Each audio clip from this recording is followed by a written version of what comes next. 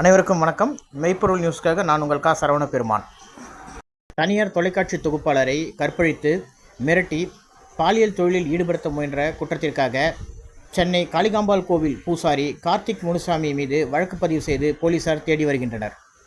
தனியார் தொலைக்காட்சியில் தொகுப்பாளராக உள்ள கோவையைச் சேர்ந்த இளம்பெண் ஒருவர் சென்னையில் தனியாக வீடு எடுத்து தங்கி பணிபுரிந்து வந்துள்ளார்.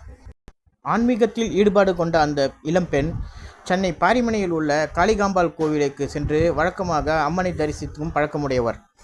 அடிக்கடி கோவிலுக்கு சென்று வந்ததால் கோவில் பூசாரி கார்த்திக் முனுசாமியின் அறிமுகம் கிடைத்தது. இது நாளடைவில் நட்பாக மாறியது.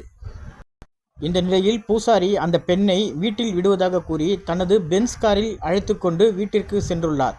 அங்கு தீர்த்தம் என கூறி அதில் மயக்க மருந்து கொடுத்து அவரை பாலியல் பலாத்காரம் செய்துள்ளதாக கூறப்படுகிறது. மயக்கம் தெளிந்த பிறகு இது குறித்து கேள்வி எழுப்பிய அந்த பெண்ணிடம் அவரை திருமணம் செய்வதாக கூறி தாலியும் கட்டியுள்ளார்.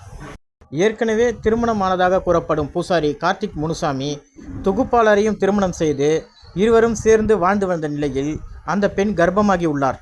இதையடுத்து அந்த பெண்ணின் கருவை கட்டாயப்படுத்தி கலைக்கச் செய்து அவரை துன்புறுத்தியுள்ளார் கார்த்திக் முனுசாமி. இதையடுத்து கார்த்திக் முனுசாமியின் செல்போன் மூலம் அவருக்கு பல பெண்களுடன் தொடர்பு இருப்பதும் அவர்களை ஆபாசமாக செல்போனில் புகைப்படம் எடுத்து வைத்திருப்பதையும் அறிந்த அந்த தொகுப்பாளர் தன்னுடைய புகைப்படத்தையும் அவர் சிலருக்கு பகிர்ந்துள்ளதை கண்டு அதிர்ச்சி அடைந்த அந்த பெண் விருகம்பாக்கம் அனைத்து மகளிர் காவல் நிலையத்தில் புகார் அளித்தார். புகாரையொட்டி விசாரணை நடத்திய போலீசார் பூசாரி கார்த்திக் முனுசாமியின் மீது 6 பிரிவுகளின் கீழ் வழக்கு பதிவு செய்துள்ளனர்.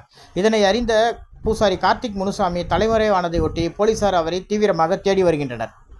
பூசாரி கார்த்திக் முனுசாமி போலீசாரின் கைகளில் சிக்கி விசாரணை வளையத்துக்குள் வரும்பொழுது மேலும் பல அதிர்ச்சி தகவல்கள் வெளிவரும் என்று கூறப்படுகிறது.